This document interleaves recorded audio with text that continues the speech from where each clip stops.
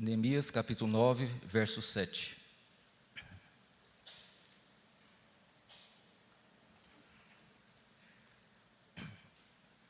E eu quero que você preste muita atenção no título da exposição da palavra que nós faremos hoje. Estamos fazendo um acordo. E logo mais vocês irão entender do que nós estamos falando. Neemias capítulo 9, verso 7, versão NVI. Tu és o Senhor, o Deus que escolheu Abrão, trouxe de Ur dos Caldeus, e lhe deu o nome de Abraão. Viste que o coração dele era fiel. Vamos repetir? Viste que o coração dele era fiel.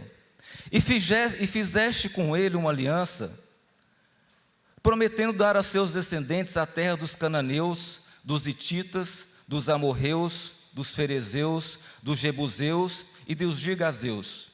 E cumpriste a tua promessa, porque tu és justo. Agora vai comigo no verso 16. Mas os nossos antepassados tornaram-se arrogantes e obstinados, e não obedeceram aos teus mandamentos. Eles se recusaram a ouvir-te e esqueceram dos milagres que realizaste entre eles. Tornaram-se obstinados e, na sua rebeldia, escolheram um líder a fim de se voltarem à escravidão. Verso 32. Portanto, agora, nosso Deus, Deus grande, poderoso e temível, fiel à tua aliança e misericordioso, não fiques indiferente a toda a aflição que veio sobre nós, sobre os nossos reis e sobre os nossos líderes, sobre os nossos sacerdotes e sobre os nossos profetas, sobre os nossos antepassados e sobre todo o teu povo, desde os dias do rei da Síria até hoje. Em tudo o que nos aconteceu fosse justo, agiste com lealdade, mesmo quando fomos infiéis. Verso 36. Vê, porém, que hoje somos escravos na terra que deste aos nossos antepassados, para que usufruísse do seu fruto e das outras boas coisas que ela produz. Por causa de nossos pecados e a sua grande produção pertence aos reis que puseste sobre nós. Eles dominam sobre nós e sobre os nossos rebanhos, como bem lhes parece. É grande a nossa angústia. Verso 38. Em vista disso tudo, estamos fazendo um acordo por escrito e assinado por nossos líderes, nossos levitas e os nossos sacerdotes. Agora vai comigo no verso 28. O restante do povo, sacerdotes, levitas, porteiros, cantores, servidores do templo e todos que se separaram dos povos vizinhos por amor à lei de Deus, com as suas mulheres e com todos os seus filhos e filhas, capazes de entender, agora se unem aos seus irmãos, os nobres, e se abrigam sob maldição e sob juramento a seguir da lei de Deus, dada por meio do seu servo Deus, Moisés, e a obedecer fielmente. Vamos voltar, verso 29. Agora se une os seus irmãos, os nobres, e se obriga sobre maldição e sobre juramento a seguir a lei de Deus dada por meio do servo de Deus, Moisés, e a obedecer fielmente a todos os mandamentos, ordenanças e decretos do Senhor nosso Deus.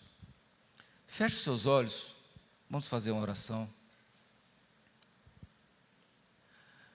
Pai, pelo nome de Jesus, nós estamos lendo a Tua palavra que é fiel. E essa leitura, meu Deus, vem acompanhado com um coração quebrantado diante do Senhor. Onde nós estamos aqui, meu Deus, relembrando tudo o que esse povo fez e desagradou ao Senhor, e não queremos mais cometer os mesmos erros, os mesmos pecados e falhas. Por isso nós nos colocamos diante do Senhor, Pai. Fala conosco nessa manhã. Fala conosco, Pai. nós dobramos os nossos joelhos, nós abrimos o nosso coração e pedimos: tem misericórdia, mas não passa de nós, pelo nome de Jesus. Meus irmãos, já tem 28 anos ou mais que eu leio a Bíblia. E todas as vezes que eu leio a Bíblia e volto no livro de Neemias, eu fico impactado com esse homem e com os feitos que esse homem fez na sua geração. Esse homem sim pode ser chamado de um influencer. Esse homem sim pode ser chamado de um homem que influenciou toda a sua geração e que viria influenciar toda uma geração futura até chegar a nós. Então eu particularmente admiro a governança no trabalho de Neemias, admiro a governança diante das adversidades, das situações difíceis, admiro a governança dele durante a reconstrução dos muros de Jerusalém, e admiro também a governança dele e o modo de lidar contra os seus inimigos e as pessoas que estavam ao seu redor. Se você quer seguir alguém e ter alguém como exemplo, pode colocar Neemias entre os 10 mais da sua lista. Amém? Interessante, meus irmãos, que eu fico impactado, porque quando nós lemos ali Neemias capítulo 1, nós observamos a reação dele diante das más notícias daquele povo que estava habitando em Jerusalém, o estado precário que os seus irmãos estavam. No capítulo 2, ele se dispondo a empreitar essa obra, assumir a responsabilidade. No capítulo 3, 4, 5, nós vemos as dificuldades, a peleja. No capítulo 6 e 7, a finalização. Mesmo diante das adversidades, Neemias, junto com todo o povo, conseguiram reconstruir as muralhas em apenas 52 dias. Amém? Neemias capítulo 7. Se nós analisarmos o aspecto natural, é algo, meus irmãos, muito grandioso. É algo muito poderoso, onde a ação humana não teria condição de fazer. Aí nós vemos o tanto que Deus é gracioso e misericordioso com o seu povo. E nós somos o seu povo.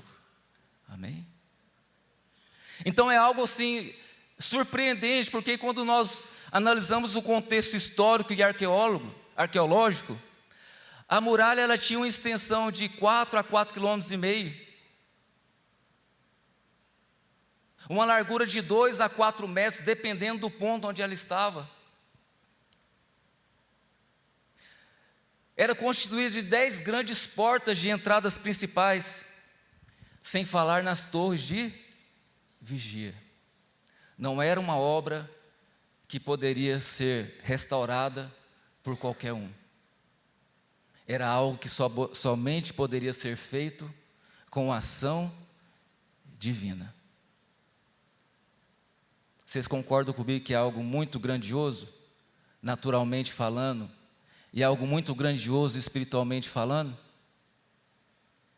Mas, quando nós chegamos em Neemias capítulo 8, capítulo 9 e capítulo 10, aqueles que procuram entender melhor o que se trata, o avivamento verdadeiro, nós temos uma aula, onde todo pai, toda mãe, todo líder, toda pessoa que governa deveria se debruçar nessa escritura e gastar tempo, Neemias 8, Neemias 9, Neemias 10.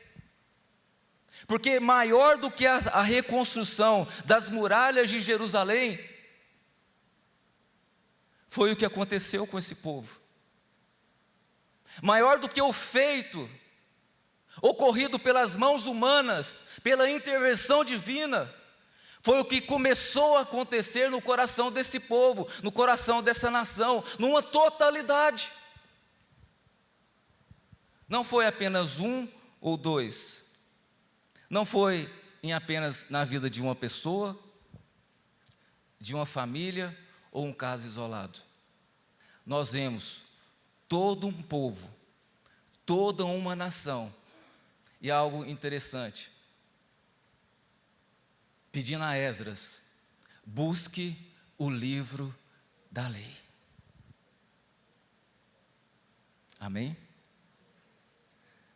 É algo interessante e raro quando nós lemos a antiguidade e até mesmo os nossos dias. Busque o livro da lei. Agora eu quero que você abra comigo em Neemias capítulo 8. Volte um pouco a sua Bíblia.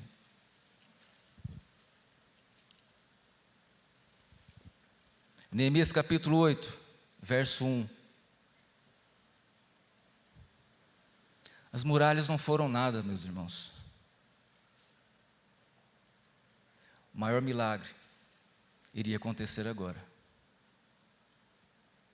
Eu quero que você feche seus olhos novamente, por favor. Vamos fazer mais uma oração. Senhor, quantas pessoas estão aqui com o coração endurecidos pela religiosidade, endurecido pelas frustrações, endurecido pelo pecado. Mas eu te peço pelo nome de Jesus, Pai, que aconteçam milagres neste lugar. Que o avivamento possa começar de maneira individual em nosso coração, Pai. Meu Deus, pelo nome de Jesus, que o avivamento possa começar de maneira individual em nosso coração, porque nós estamos aqui com o coração quebrantado. Nós precisamos do Senhor, nós reconhecemos que sem o Senhor nós não somos nada, e começará a partir da Tua palavra, das Tuas escrituras, do temor e da reverência quanto à Tua presença. Fala conosco, Pai. Aviva o nosso coração. Aviva a nossa vida. Nos chama ao encontro de intensidade com a Tua palavra. Nos chama ao encontro verdadeiro, meu Deus, com as Tuas escrituras. Porque queremos ter uma vida transformada e queremos ver as pessoas que estão ao nosso redor serem transformados e impactados pelo Teu poder. Por favor, meu Deus, nós queremos ouvir do Senhor nessa noite, nessa manhã, pelo nome de Jesus. Neemias capítulo 8. Quando chegou o 7º mês, lembrando que as muralhas já estavam conclusas. A primeira fase foi conclusa. Quando chegou o 7º mês, os israelitas tinham se instalado em suas cidades. Todo o povo juntou-se como se fosse um só homem na praça. Em frente da porta das águas, pediram ao escriba Esdras que trouxesse o livro de Moisés. Eu vou repetir. Pediu ao escriba Esdras que trouxesse o livro de Moisés, que o Senhor Deus dera a Israel. Assim, no primeiro dia do 7º mês, o sacerdote Esdras trouxe a lei diante da assembleia, que era constituída de homens e mulheres, e todos os que podiam ter entendimento, ou todos que podiam entender o que estava sendo dito. Verso 3.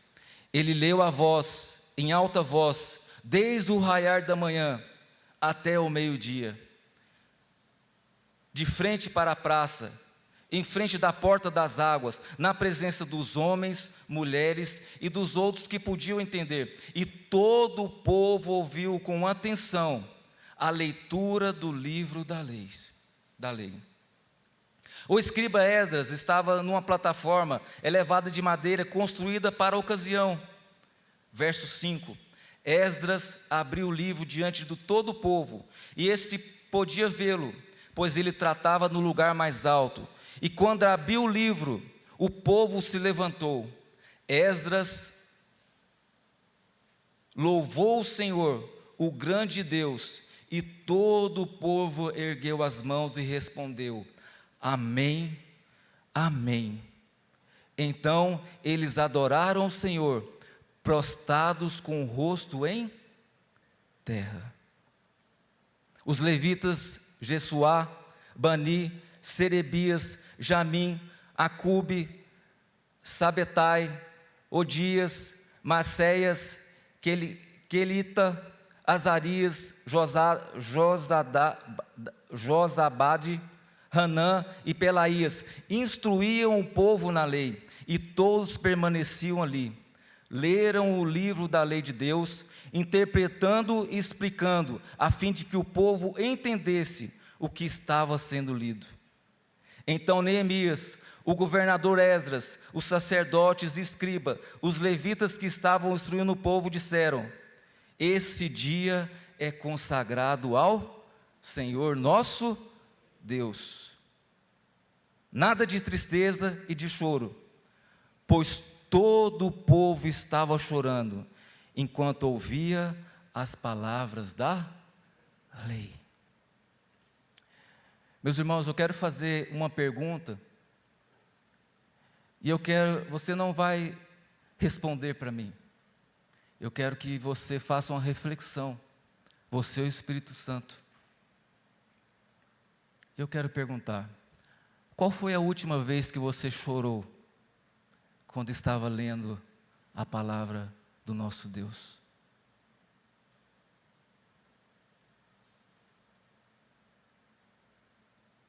Qual foi a última vez com alegria que você pegou a sua palavra, a palavra de Deus, a sua Bíblia, e começou a ler ali essas palavras, e o Espírito Santo começou a ministrar no seu coração,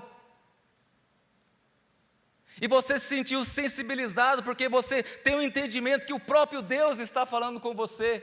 E quando nós temos essa sensibilidade e o entendimento que o próprio Deus está falando conosco, meus irmãos, é impossível não chorar.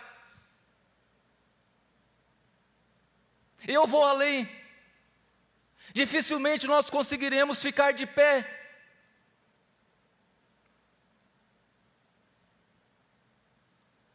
Porque um homem ou uma mulher, um jovem ou um adulto, que tem a presença de Deus, que deseja ouvir a palavra de Deus, que reconhece os seus pecados, as suas falhas, dificilmente consegue estar como ele estava antes. A palavra fala que Esdras foi conclamado a buscar a palavra, buscar a lei de Deus. Eles começaram a ouvir. Esdras foi colocado no lugar mais alto, porque todo o povo gostaria de ver e ouvir. Os escribas começaram a ajudar na interpretação, na leitura e na explicação da palavra. E a palavra de Deus fala que o povo começou a ficar quebrantado. E o povo começou a se entristecer. E é interessante, meus irmãos, em primeiro momento, essa tristeza tem muito validade no nosso coração, porque na verdade ela mostra o estágio que as pessoas se encontravam naquele lugar e naquele momento.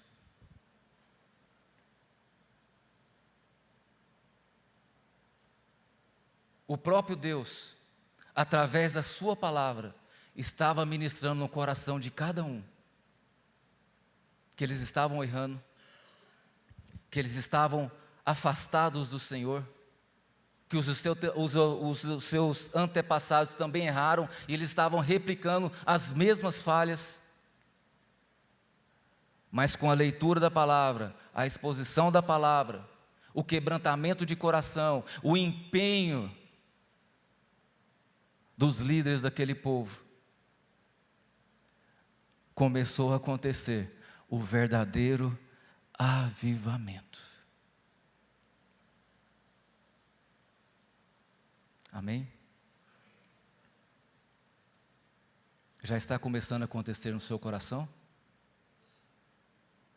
Eu confesso a você, mesmo depois de 28 anos lendo a palavra, quando eu retornei aqui em Neemias, quando eu comecei a ler aqui Neemias 8, 9, 10, eu não consegui deixar de chorar.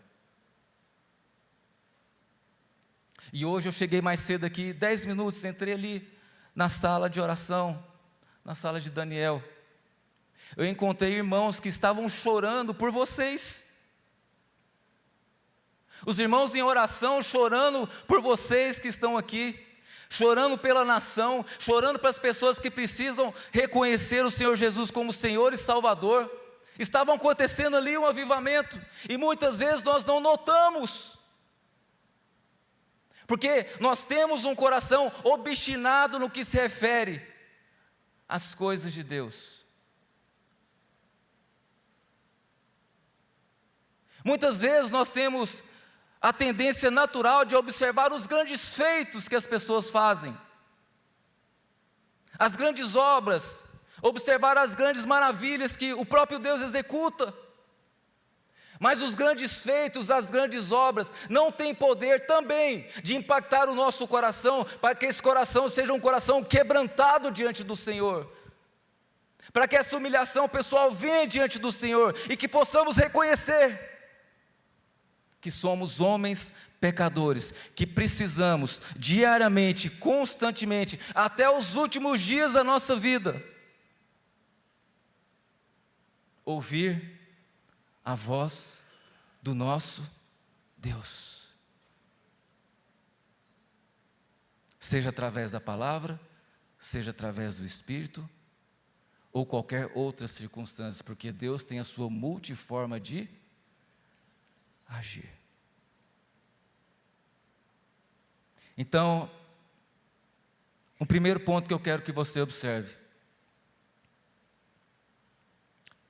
aquele povo, aquela nação, eles pediram para ouvir a voz de Deus, para conhecer a palavra.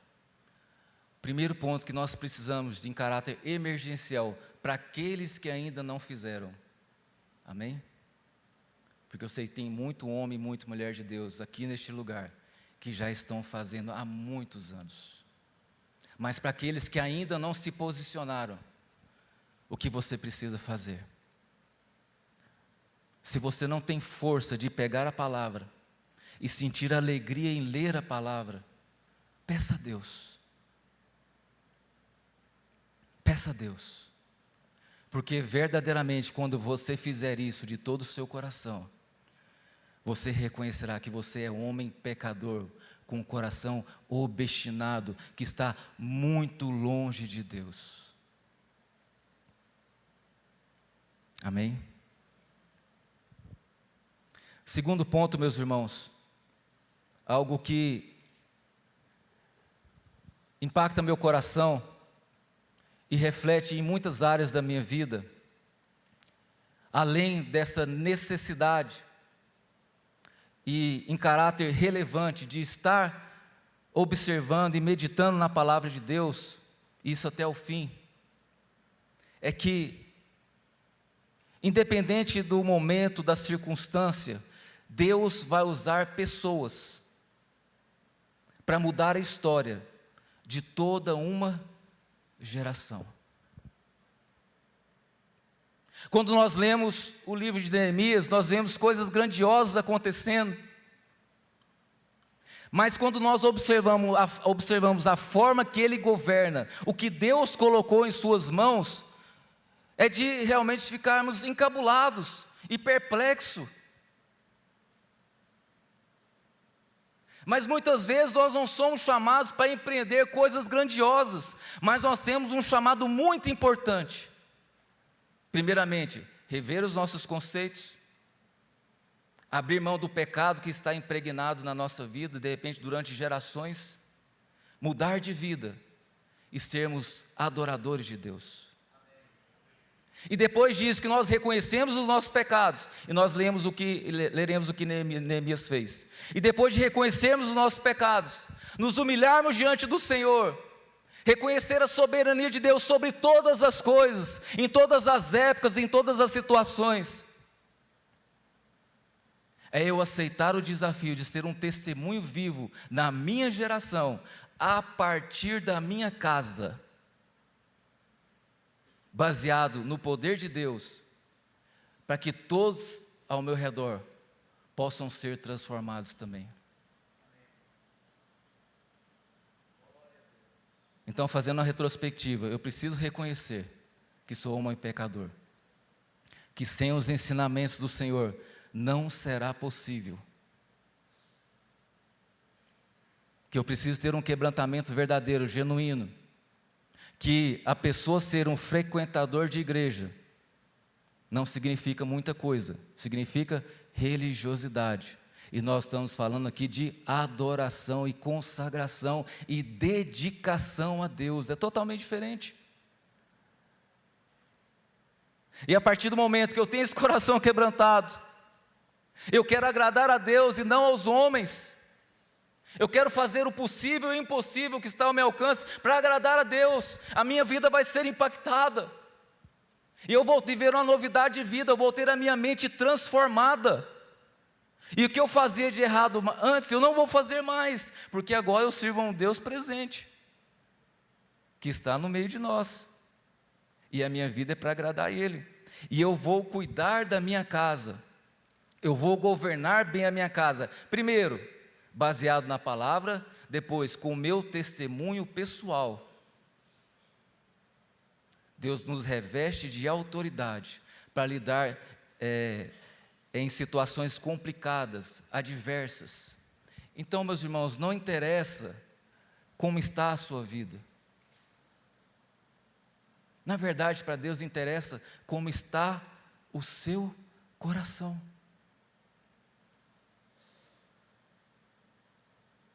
Muitas vezes as pessoas vêm conversar comigo e falam: pastor, a situação está muito difícil, a diversidade. E eu pergunto: como está o seu coração com Deus? Você tem lido a palavra de maneira apaixonada? Em 99,9% a resposta é negativa. Não ora, não lê a palavra, há muito tempo não chora mais. O endurecimento de coração acontece quando nós nos distanciamos da palavra de Deus e não mais nos encontramos com Deus, e acontece o endurecimento de coração. E gradativamente eu vou me afastando da presença, mas algo que nós aprendemos, sempre querendo reivindicar alguma coisa de Deus.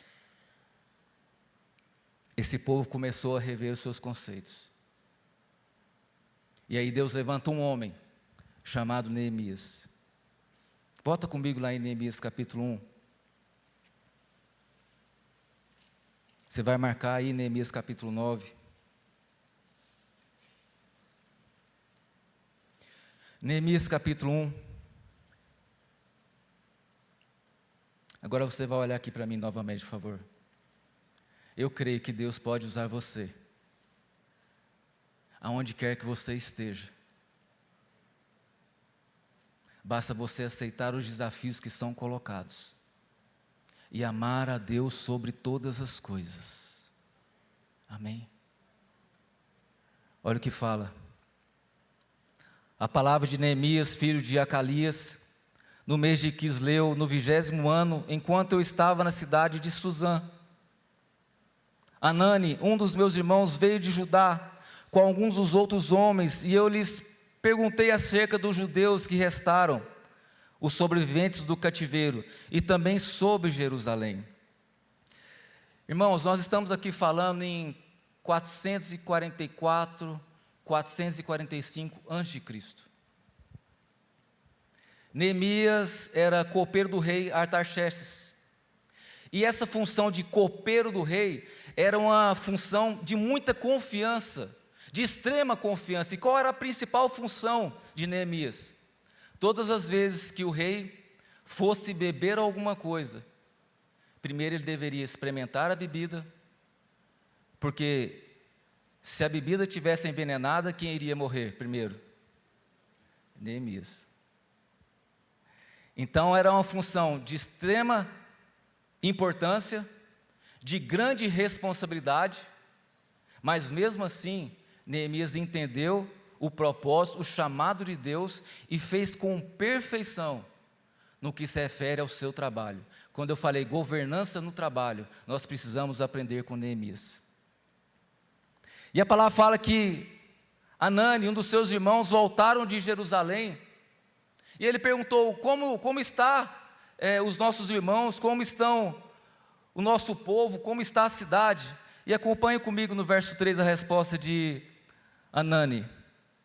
E eles me responderam: aqueles que sobreviveram ao cativeiro e estão lá na província passam por grande sofrimento e humilhação. O muro de Jerusalém foi derrubado e suas portas foram destruídas pelo fogo. Meus irmãos, o motivo das muralhas derrubadas significa que a vergonha do povo era uma vergonha grande do povo de Deus. E o juízo divino diante do pecado da nação era algo vergonhoso. E quando o irmão de Neemias traz as novidades, um ponto que nós precisamos observar com atenção, é que mesmo ele estando numa posição cômoda, naturalmente falando, ele se importou com o que estava acontecendo a mais de 1.000 quilômetros de distância. Ele se importou. Ele se importou com os seus irmãos, ele se importou com o seu povo, ele se importou com o estado de conservação de Jerusalém e as muralhas, ele se importou. A palavra de Deus fala que nos últimos dias o amor se esfriaria. E uma segunda pergunta que eu quero fazer para você nessa manhã: como está o seu amor pelos seus irmãos? Como está o seu amor pelos seus irmãos da igreja? Como está o seu amor pelos seus parentes mais próximos ou distantes? Nesse caso aqui dele, distantes.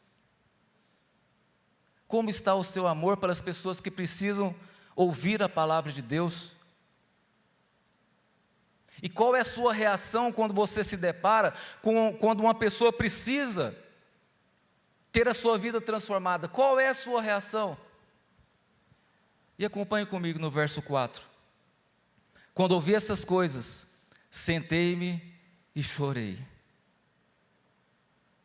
Quando ouvi essas coisas, sentei-me e chorei.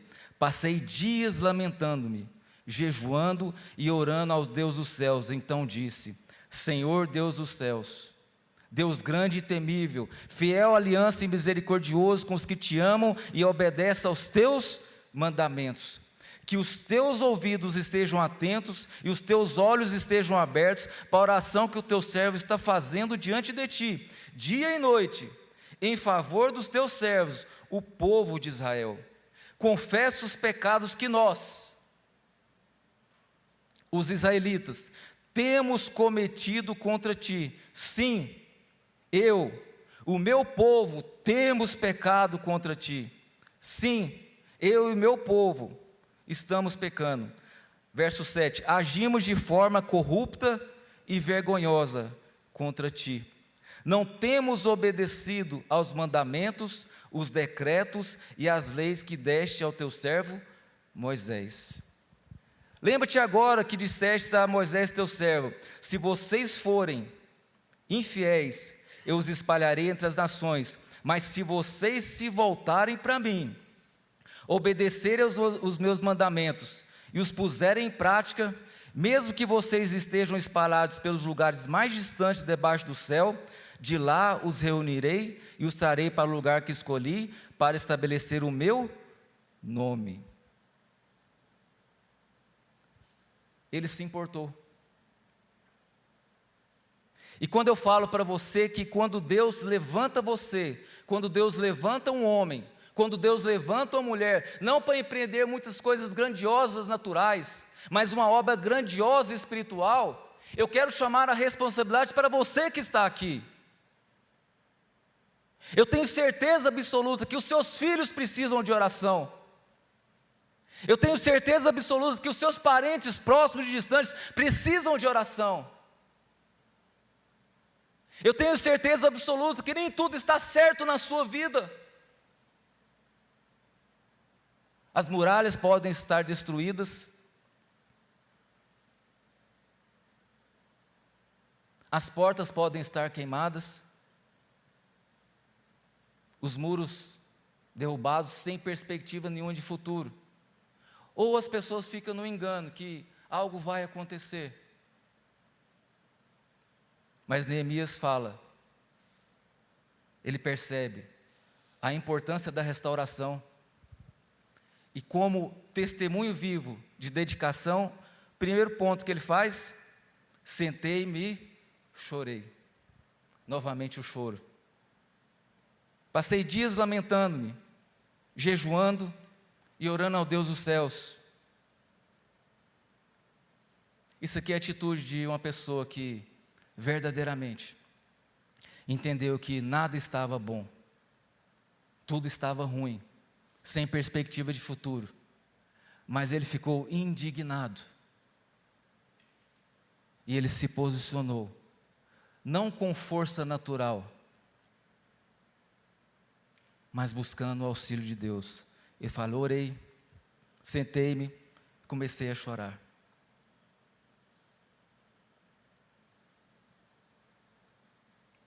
Se alguma coisa não está certo na sua vida, se você não tem amor pela palavra, está na hora de você rever os seus conceitos diante do Senhor, confessar os seus pecados, se quebrantar, porque eu creio que chegou o momento de restauração. Primeiro na sua vida. Neemias primeiro, ele confessou os seus pecados, o pecado do seu povo, ele se quebrantou, ele se humilhou, ele deu exemplo. O que o povo fez em Neemias capítulo 8, Neemias já havia feito em Neemias capítulo 1. Quando eu falo que nós precisamos ser exemplo para os nossos filhos, exemplo para essa geração, exemplo para os irmãos que estão aqui na igreja, é algo muito sério, meus irmãos, porque Deus quer nos usar para isso. Deus quer usar você. Deus tem usado e quer usar ainda mais os pastores. Deus quer me usar.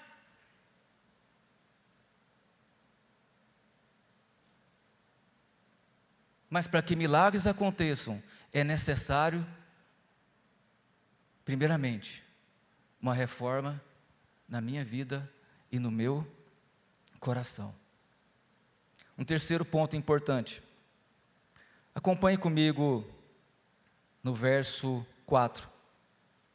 Depois Neemias ter jejuado, ter arrependido, ter pedido perdão pelos pecados dos seus antepassados, ele falou, então orei ao Deus dos céus e respondi ao rei, se for do agrado do rei, e se o seu servo puder contar com a sua benevolência, que ele me deixe ir à cidade onde os meus pais estão enterrados, em Judá, para que eu possa reconstruí-la. Vocês estão vendo aqui a responsabilidade que Neemias assumiu? Não porque ele precisava ser exaltado e queria ser exaltado, ele estava numa posição cômoda, mas por amor a Deus, por amor aos seus irmãos, por amor à sua casa, ele falou, eu preciso ir, eu preciso reconstruir, eu preciso fazer. Aqui é um exemplo prático, meus irmãos, como a oração caminha junto com a ação. A oração, a confiança em Deus, a dedicação no que se refere ao conhecimento, ela vai andar junto com a sua ação. E isso de maneira emergencial você precisa executar rápido. Rápido. Porque de repente amanhã você não terá mais a oportunidade de executar os grandes feitos que Deus tem para a sua vida. Eu estava conversando semana passada com um amigo meu, e eu falava para ele, eu estou muito triste com você, porque já fazem 6 anos que você é um frequentador de igreja, e a sua vida, nós não vemos sinal de arrependimento, de humilhação, a sua vida não está mudando. Será até quando Deus será misericordioso com você? Será que se Deus te levar amanhã, e a reconstrução do seu casamento, e a restauração dos seus filhos, como será? Muitas vezes, meus irmãos, A oportunidade que nós temos, que Deus tem delegado para nós, é para agora, não é para amanhã. Neemias fala: então orei ao Deus dos céus e respondi ao rei: se for do seu agrado, rei, e se o seu servo puder contar com a sua benevolência, deixe que ele me deixe ir à cidade onde os meus pais estão enterrados. Pai, que o Senhor me deixe ir para empreender essa boa obra, aonde quer que o Senhor me coloque. Aleluia. Quantos querem pedir esse favor de Deus? Senhor, deixa eu ir. Eu estou ouvindo a Tua palavra, eu estou reconhecendo os meus pecados, as minhas falhas, eu estou me humilhando diante do Senhor, deixa eu ir. O meu coração está sendo avivado, eu estou me tornando uma pessoa avivada. Um quarto ponto, meus irmãos, algo interessante que o pastor Augusto, ele não está aqui, deve estar lá em cima, leu na quarta-feira e explanou para a gente com muita maestria, é que durante 2 ocasiões passadas, os muros foram tentados reerguidos, eles tentaram reerguer os muros. Primeira situação com Zorobabel, governador de Judá, mas a palavra fala que nessa situação, os samaritanos encaminharam uma carta ao rei, falando que eles estavam sendo bem-sucedidos nessa reconstrução, e que poderia ser um perigo para o reinado do rei Artaxerxes. Samaritanos, para quem não sabe, eram judeus do norte, que se miscigenaram com os sírios, se não me engano, e com outros povos. Ou seja, aquele povo que deveria ajudar por ser parente, estava atrapalhando. E quando nós lemos em Esdras capítulo 4, verso 18, depois você vai anotar aí, quando você chegar na sua casa, você vai ler o que aconteceu. Esdras capítulo 4, verso 18. Deus coloca um embargo financeiro e político sobre o rei Artaxerxes coloca um embargo financeiro e político sobre Jerusalém. Ou seja, era uma situação política e econômica difícil. Neemias sabia disso. Quando ele coloca o seu coração totalmente dependente de Deus, ele sabe: Senhor, isso não acontecerá se o Senhor não intervir. Para louvor da Tua glória, concede ao Teu servo ir além, porque eu entendi a responsabilidade do meu chamado, e eu quero ir. Então, meus irmãos, é uma prova que, independente da situação ou das circunstâncias que você, uma cidade, um estado ou um país está, não são impeditivos para que Deus possa agir ao nosso favor. Amém?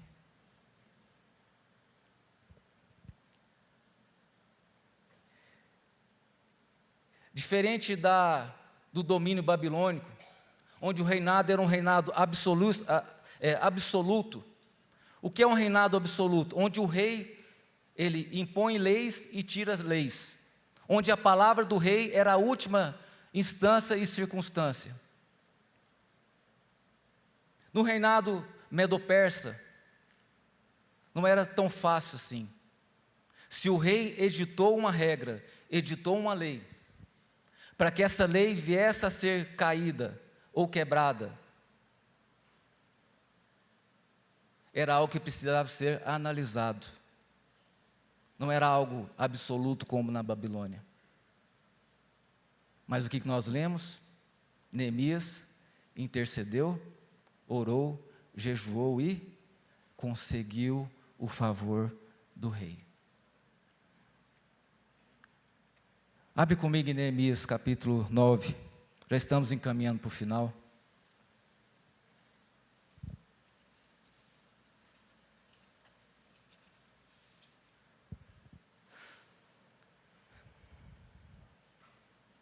Então nós lemos em 8, eles pediram o livro, eles choraram, eles reconheceram os seus erros. Neemias capítulo 9, no 24º dia do mês, os israelitas se reuniram, jejuaram, vestiram um pano de saco e puseram terra sobre a cabeça. Os que eram de ascendência israelita tinham se separado de todos os estrangeiros, levantaram-se nos seus lugares, confessaram os seus pecados e as maldades dos seus antepassados. Ficaram onde estava e leram o livro da lei do Senhor do seu Deus durante 3 horas, e passaram outras 3 horas confessando os seus pecados e adorando o Senhor seu Deus. Verso 7, Tu és o Senhor, o Deus que escolheu Abraão, trouxe de Ur dos Caldeus, e lhes deu o nome de Abraão, viste que o coração dele era fiel.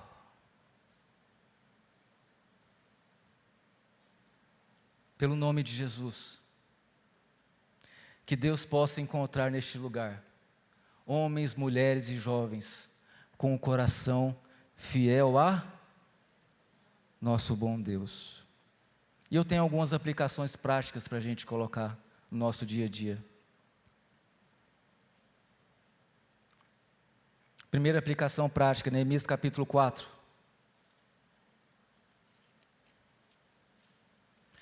Verso 14, na parte B. Independente da situação, da circunstância, do momento, lutem. Amém? Primeira aplicação prática. Neemias capítulo 4, verso 14, parte B. Não tenham medo deles. Lembrem-se de que o Senhor é grande e temível. Lutem pelos seus irmãos, lutem pelos seus filhos, por suas filhas, por suas mulheres e por suas casas. Lutem, meus irmãos, pelo nome de Jesus, lutem. O nosso Deus é um Deus poderoso. Amém? Para a gente encerrar,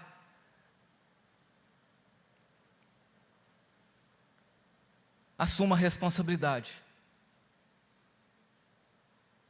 Muitos maridos deixam para a esposa assumir responsabilidade, e muitas esposas deixam só o marido assumir responsabilidade. Assuma a responsabilidade. Neemias falou: Senhor, eu quero ir, me conceda essa bênção. E eu quero fazer uma pergunta para você.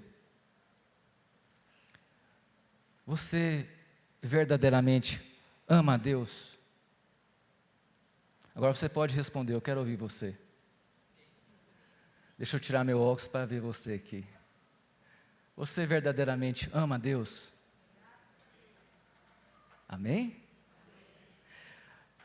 Olha o que fala em João capítulo 14, verso 21. E eu gostaria que você se levantasse.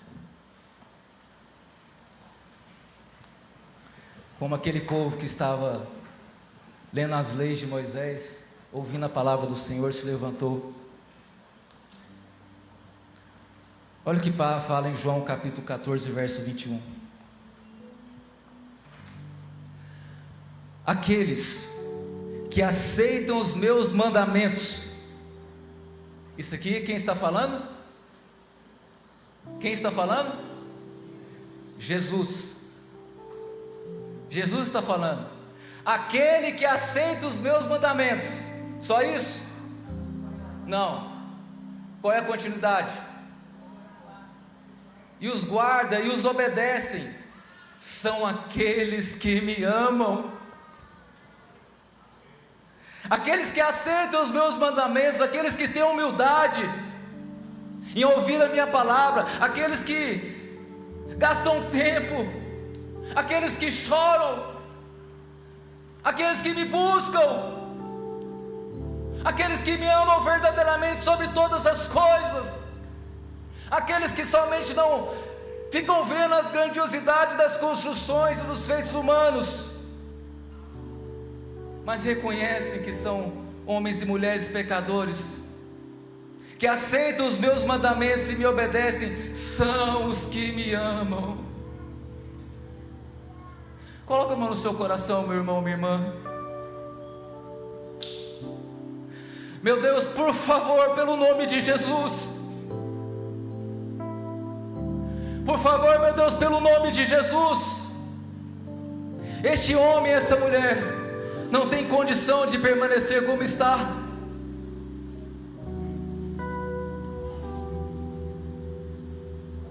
Que eles possam amar os seus mandamentos, Senhor Jesus, e lhes obedecer.